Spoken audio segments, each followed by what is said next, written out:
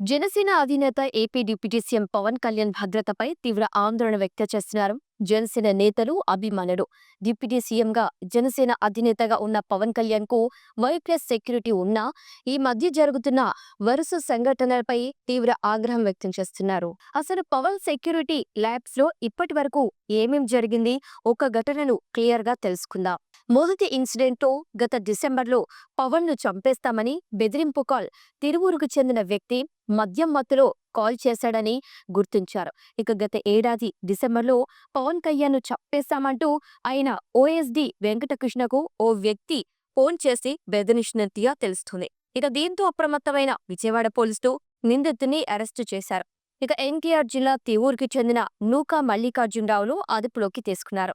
ఇక అతను మధ్యలో ఉండి ఇలా చేశాడని గుర్తించారు. ఇక రెండవ ఇన్సిడెంట్ చూస్తే పవన్ కళ్యాణ్ మన్యం పర్యటనలో నకిలీ ఐపీఎస్ హడావుడి అంశం కూడా పెద్ద చర్చ జరిగింది. ఇక పార్వతీపురం, మన్యం జిల్లాలో పవన్ పర్యటించారు. ఇక ఆ సమయంలో సెక్యూరిటీ లోపం వెలుగులోకి వచ్చింది.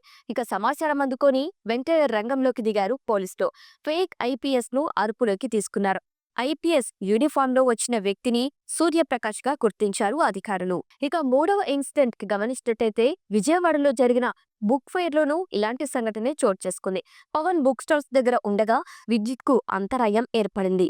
దీంతో పవన్ భద్రతాధికారులు వెంటనే అప్రమత్తమయ్యారు.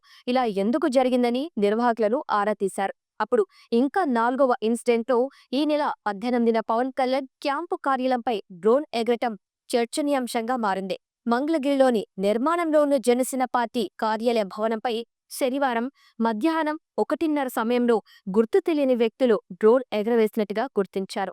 ఇక డీజీపీ, కలెక్టర్, ఎస్పీలకు పవన్ కళ్యాణ్ కార్యాలయ సిబ్బంది ఫిర్యాదుతో రంగంలోకి దిగారు పోలీసులు. ఇక ఫైబర్ నెట్ సిబ్బంది డ్రోన్ ఎగరవేసినట్టుగా గుర్తించారు. ట్రాఫిక్ రోడ్డుపై పైలట్ ప్రాజెక్టులో భాగంగా ఫైబర్ నెట్ అధికారులు డ్రోన్ ఎగరవేశారని తేల్చేశారు. అయినా పవన్ భద్రతపై తీవ్ర ఆందోళన వ్యక్తం చేస్తున్నారు జనసేన నాయకులు, అభిమానులు. ఇక డిప్యూటీ సీఎం కు కూడా జెడ్ సెక్యూరిటీ కేటాయించాలని డిమాండ్ చేస్తున్నారు.